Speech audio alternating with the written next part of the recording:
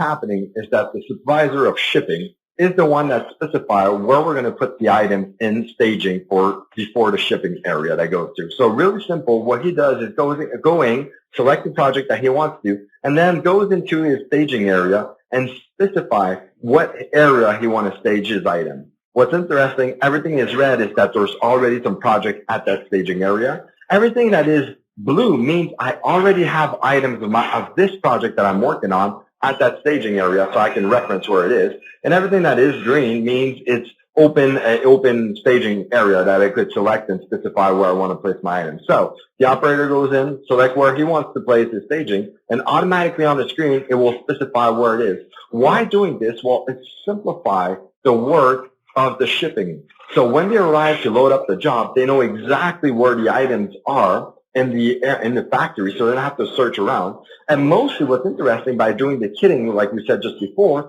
well, it allows them to know how much package they have to pick up to put inside of the truck. So again, it's simplified, less searching around, everything is indicated into one screen.